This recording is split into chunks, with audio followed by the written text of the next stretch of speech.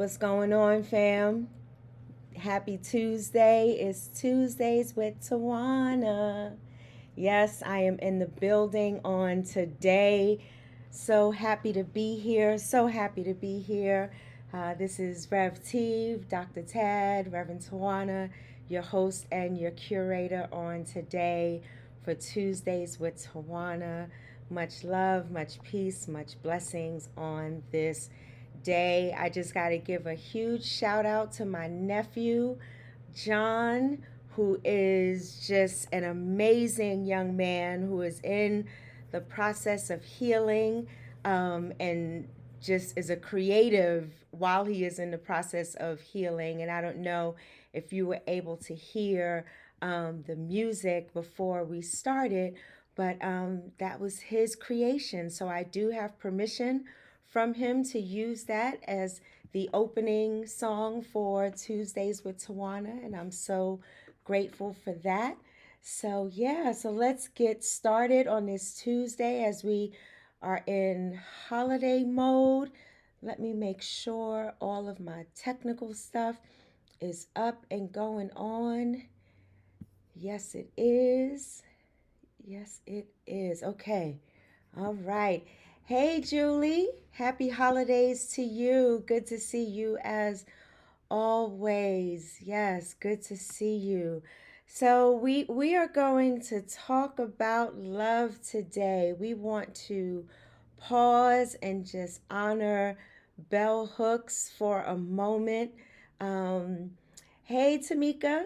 Good to see you. Thank you for joining. We want to talk about we want to honor Bell Hooks for a moment, who was and is, as an ancestor, a literary genius. Just her her activism, her feminist prowess, her beauty, her diverse literature from teaching. A lot of educators use her work, but a lot of activists use her work as well. And folk that just want to know about what it is to stand in your power and own your agency and understand who you are and you have the power to be and you are becoming. So, we are going to talk about just the topic today is from one of her books, All About Love. All About Love. It's one of my favorite books. It's one of the books that I use quite often when I am sharing in the care field for those who are in relationships or looking to get married or whatever. This is so good for intimate relationships, whether it's a partner, an intimate partner, or with families. She talks about love in a way that is just revolutionary. And we love how she changes the game and uses just so much information to gather up a definition for love. It's not as simple as a feeling, it's not as simple as a noun. Bell Hooks definitely talks about it being a form of action and a form of action that shows up in so many different ways. So we're going to talk about that for a bit on today, and I think it's appropriate as we are closing out 2021, and this year has been rough, has been rough. Hey, Tony, good to see you. Thank you for being here. Let me throw up the others on the screen as well so we can show y'all some love. Thank y'all. Thank y'all. Um, so as we are closing out the year, we've had another crazy year, particularly with racism. And let us not forget, January 6th happened this year. Let us not forget that we are still in the midst of COVID and we have this new variant. Hey, Larry, my big brother, happy holidays to you as well. As we are, hey, Mama Lovey, Good to see you as always. I need to give you a call, Mama Lovey. I've been meaning to call you and check in with your beautiful soul. So, this year, just stuff, right? Stuff going on, just so much. And I thought that we would do an episode that was focused on love and what it looks like, what it feels like, what it smells like, what it sounds like, what does it taste like. So I look forward to you engaging in the chat with me. For those who are joining for the first time, welcome. For those who will listen to this later on a podcast, you'll hear me shout some people out because we record this as a vodcast and turn it into a podcast. So, hey Brandy, oh, hey, Reverend Benjamin Hollins in the place. Oh my gosh, you just made my day. Good to see you. Good to see you. Especially since I can't make it to the West Coast to visit all of my West Coast friends because COVID just won't let us be great. So let us get started. I do want to open with a quote from All About Love, a book by Bell Hooks for those who were just joining us. Hey, Miss Odessa. Yes, my friend, I love you dearly. Miss you so much. So, in All About Love by Bell Hooks, she says, to truly love, we must learn to mix various ingredients: care, affection, recognition, respect, commitment, and trust, as well as honest and open communication. So all of those things, and that's not an exhaustive list. Those are just some of the key ingredients that she names in her book to truly love. So to truly love, we must honor and respect another. To truly love, we must see the divine in another. To truly love, we must love with unconditional positive regard, meaning I love you because you are breathing just like I am. To truly love, there is this commitment of trust and respect. And we'll talk about when that doesn't necessarily happen so easily as I am naming it, right? As I am talking about it, there are some situations and some circumstances, but the core of the definition and the action does not change. So let's look at what else she has to say. She says about love, when we understand love as the will to nurture our own and another's spiritual growth, it becomes clear that we cannot claim love if we are hurtful and abusive. Love and abuse cannot coexist. Abuse and neglect are, by definition, the opposites of nurturance and care. Love,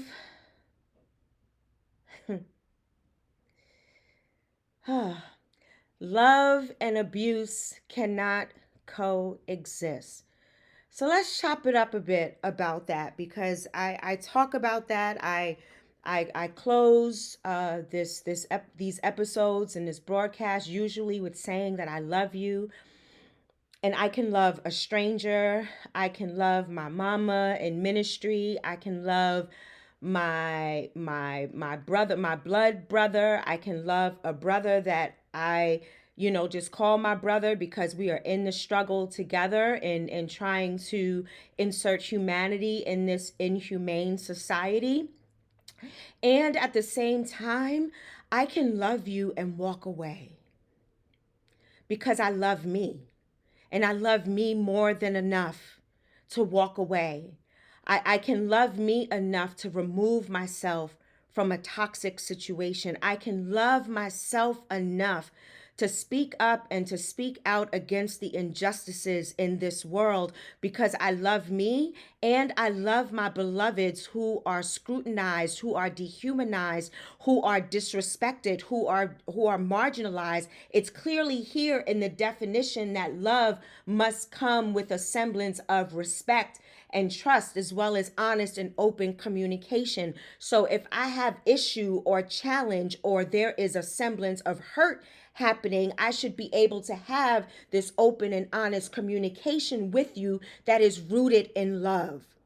So if I come to you and say, you know what you said to me, that hurt me. Those are my feelings and those are valid to me. Even if you didn't intend for that to happen, or that's all you were accustomed to and all you were used to and how you were raised, and you thought that this is what love looks like, this is what friendship looks like, this is what family looks like, and then I pull your coattails and I'm like, no, because love and abuse, love and toxicity, love and hurt, love and disrespect, love and lack of community, love and mistrust cannot coexist in the same space. Now, this is different from faith and fear. I can still be fearful of something and then have my faith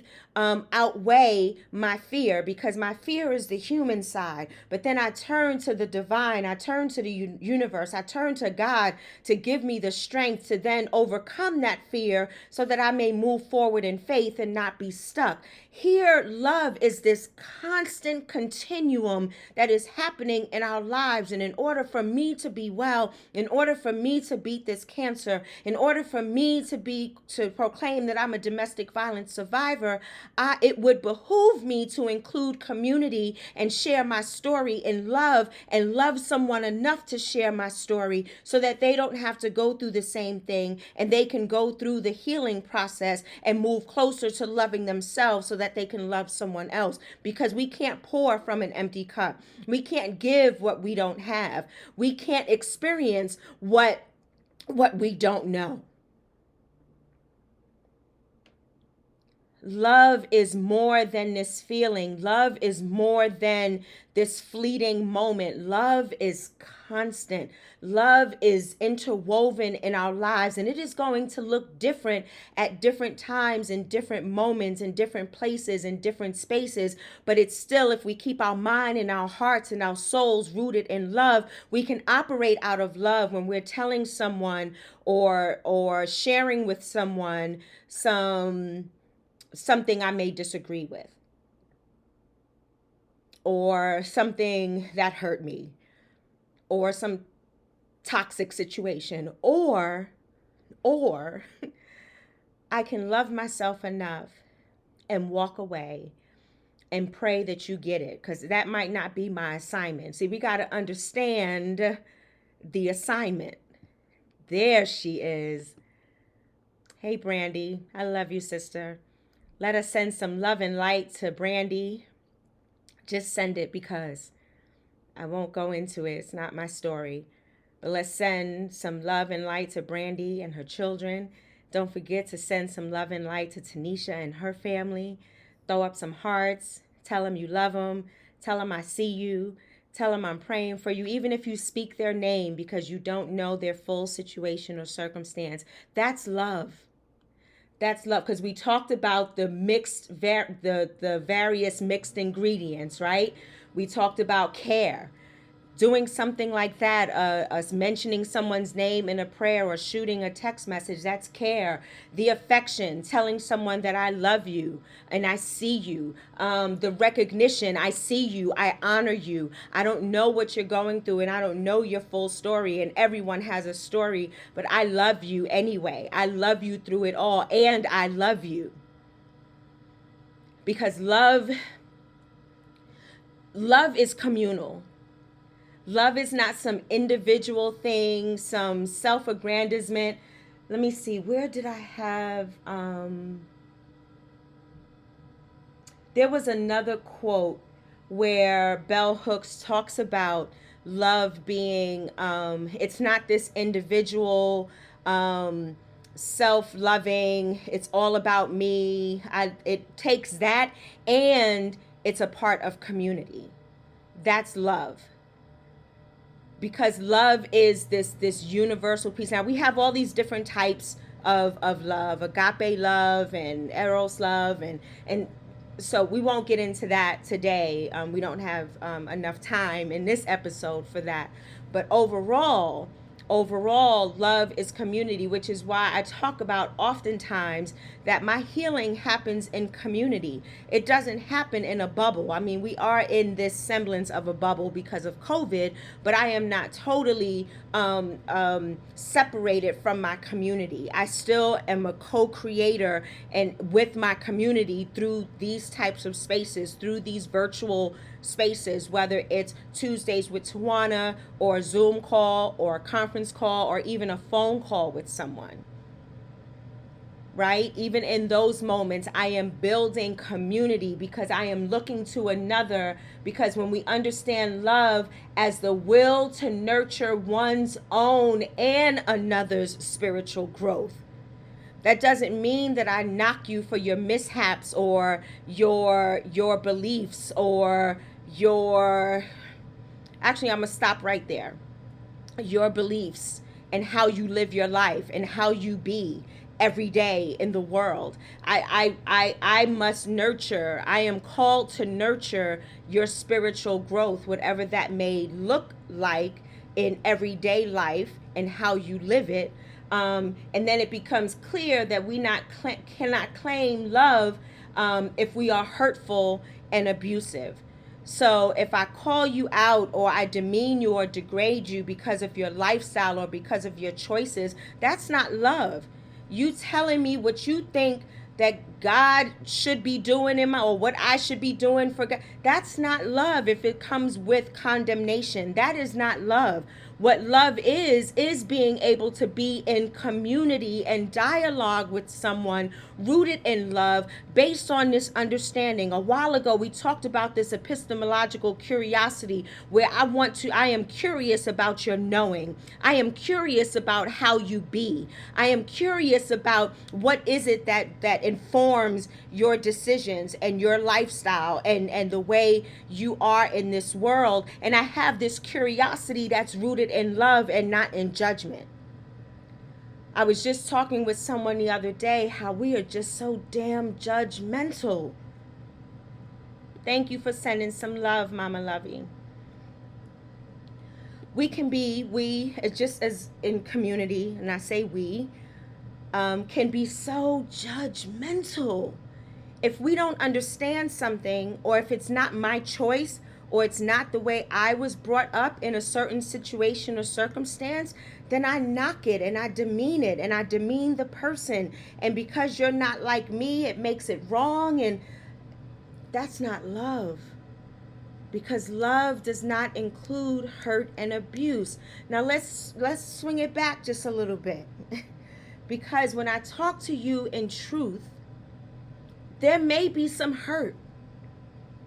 I know there were times when people had to sit me down and it wasn't the best experience because the truth was being revealed in my life. My truth, things that I didn't realize, the choices that I was making, the choices that I could have made to love myself even more, to love myself unconditionally. See, when we're talking about truth and when it hurts to the point where it's changing us and building us and restoring us and redeeming us, that's different. Because sometimes the truth does hurt. We're not talking about this intentional abusive hurt that people, whether if someone's in an abusive relationship and someone will say, oh, they hit me because they love me, or they keep my money and their money because they want to make sure that we're financially sound, or they talk to me this way because I didn't do what I was supposed to, making excuses. It's not love. The two cannot coexist. Love is nurturing. And if you think what you're doing is nurturing, that's when somebody, some truth teller, needs to come to you and say, abuse is not love. Actually, you can probably journey in learning to love yourself to realize that that is not love, so that you might love someone else. And until then, you don't need to be in anybody's relationship until you learn to love yourself. Because again, we cannot give what we don't have. So the beloved ancestor bell hooks, she breaks down love in so many different ways. And it's not to placate somebody's situation or circumstance. It is about telling the truth. It is about being the truth. It is about centering self. It is about learning how to be and show up in this world individually as a part of the collective, like Ubuntu, I am because you are. I still exist. I don't get lost in the we. I'm a part of the we, which is why we often talk about BIPOC communities instead of just saying people of color and bringing everybody together. I mean, we still do that with the BIPOC acronym, Black, First Nation, Indigenous, People of Color, but it's better than just them against us. Right? So we need to be identified through our cultures and through how we experience life and what we eat and the type of music we listen to and the communities that we grew up in. Me growing up in Wagner Projects in Harlem is different from Dr. McGee, who was born in Memphis and grew up in Arkansas. It's going to look different, but then there are some commonalities that bring us together that foster community. Even though we've had two different experiences, we glean from what we have in common and we build on that, and then we honor those differences as long as they are rooted in love and they're rooted in growth and they're rooted in forward movement. They're rooted in truth telling. They're rooted in loving ourselves so that we can love somebody else. They're rooted in love so that we can build community and love one another with unconditional positive regard. That means I love you, period. That's the baseline. And then we work on the other layers, because there are some times and some things and some spaces and places where we are unable to love someone the way we want to love them because they cannot receive it because they don't love themselves. I can't want it for you more than you want. No, I can want it for you more than you want it for yourself. But what I do about it, I'm unable to change you. I'm unable to force you to think the way or want the same things that I want for you. You've got to want it for yourself. It's nothing I can do if I want it more than you do, unless I'm willing to journey with you, to learn, to grow, to experience. For instance, I didn't know about cancer and the depths of cancer when I was diagnosed. It took my village to hold my hand and say, yes, you can advocate for yourself. Yes, you can refuse this treatment. Yes, you can ask questions. Yes, you can go to therapy and have someone there to walk you through and counsel you through this. Yes, there are going to be some fearful times. Yes, you have to be on, yes, you have the option to be on anti-anxiety medication, because the anxiety of going to sleep at night, not knowing if you're going to wake up in the morning, can keep you awake all night. So it took a village to inform me of the different types of love and how I can love myself and show love to myself. And now I can take those things and show love to others and show them how to live and live life more abundantly in the midst of their diagnosis, in the midst of their situation and circumstance. Sometimes we got to journey along with someone because we don't know what we don't know. That's love. Bell Hooks said it perfectly. I have the will to nurture and my own and another's spiritual growth, which then requires patience. It requires an exchange of feelings and energy and information. Hey, Shantae. Shantae says, I definitely feel that I'm at a place now where I am learning to love me first and healing from the hurt. Yes, I love you too, Shantae. Hey, Reverend Quante in the building. Yeah. When I was in a very volatile situation, Shantae, I realized that I didn't love myself. All of the outside things it may have looked like I loved myself because I was successful. I was doing this. I looked this way. I looked the part. But deep down inside, people didn't know. I didn't know and didn't realize that I didn't love myself. I didn't look in the mirror and say, damn, I love me. Can y'all just do that one time? Just at any point in time during the day today, just look in the mirror and say, damn, I love you. I love you. Are worthy. You are amazing. You are divine. You are divinely powerful and a co-creator in this thing. You are brilliant. You are beautiful. Start talking to yourself and love yourself and nurture your spiritual growth and understand what that looks like, feels like, smells like, sounds like, tastes like, so that then we can do that for others.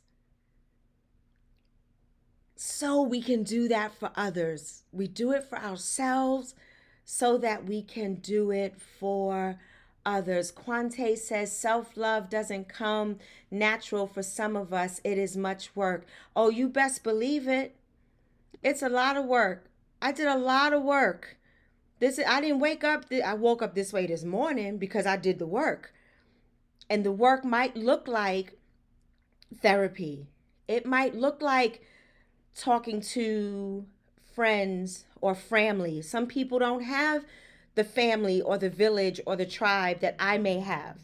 So they have to co-create it in a different way, through prayer, through lament, through release, through meditation, through journaling, and realizing those hard times in order for me to come to a place of love. Being diagnosed and grieving the loss, that is love. Love of myself, because I'm grieving the pieces of myself that I lost, the healthy pieces of me that I lost, some of the body parts that I lost. That was grievous, but that grief is about love because I love me so much. When I lose a part of me, I grieve it. When I lose someone that I love, I grieve it because I love them so much. And now there is a void, but then they fill that void in the ancestral realm, or I fill that void compensating in other areas where when one thing is diminished, another thing is heightened or strengthened, right? So I had to look to those areas of strength in my body and in my spirit and in my mind, and what I saw, and being careful about what I had around me in order for me to bring me to a place of self-love, looking in the mirror at times and not even recognizing myself. Looking in the mirror sometimes and saying, this is not me. No hair, no eyebrows, lost weight. The list goes on and on. The pain, not even the aesthetics, just the internalized pain and the things that I had to go through. But then realizing that all I have is each moment at a time. And all I can do is take one moment at a time to learn how to love myself, to learn how to take the baby steps to love myself. And it's difficult when you are stuck in a situation that constantly tells you that you are not good enough, you are not worthy, you don't deserve whatever. This is happening to you, because of what you said, because of what you did, because of what you didn't do. Nobody's gonna want you. You're not beautiful. You're not. And how do you get out of that when that may have been coming from your parents, and now in your relationship, and even from your friend, when it's all around you? How do you get out of that? We have moments like this that posit the seed so that people will realize, like, oh, that's not normal.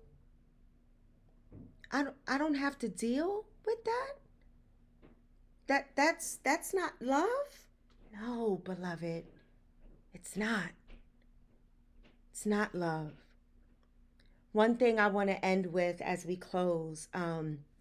I was reflecting the other day, and Quante, thank you so much for saying what you said, because I was thinking about my healing process, right, and how in my healing journey was is so different. Oh wait, I'm a little crooked. Yeah, I got to cover my hair because I got to get my hair done.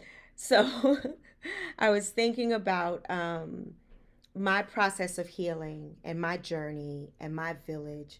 And not everybody tells their story publicly. Not everybody can tell their story publicly. Not everybody is going through the same healing process that I am going through. There are some people that are really suffering and struggling through their diagnosis or through their experience or their situation or circumstance. And I just something as small. Today I had a PET scan this morning, and you have to pay for parking at the hospital that I go to. And I thought about the people that were standing in line to pay at the little kiosk thing before you exit the parking lot. And I said, there are times that someone probably does not have the $10 or whatever, depending on how long you stay there, don't have the money to even park their car in the parking lot. I paid a crazy amount for medication the other day. Some people don't have $140 for every month to pay for blood thinners. And not everybody's situation is the same. So when we talk about love, we're really talking about meeting people where they are and honoring, right? That was a part of the definition, right? The honor, the respect, the commitment, the trust. You can trust me with your story. You can trust me with your situation or circumstance. Let us journey together and find some resources and help you to become who and what the divine has designed for you to be. And realizing that you must love yourself in order for you to then love others. And loving yourself, you then realize that a lot of things that you have experienced and had to go through was not really love. It was not love, because love and abuse cannot coexist. Abuse and neglect are, by definition, the opposites of nurturance and care. So, not everybody's situation is the same, and just honor that. Sometimes we have an opportunity to honor that in silence. Sometimes we have an opportunity to honor that with a hug.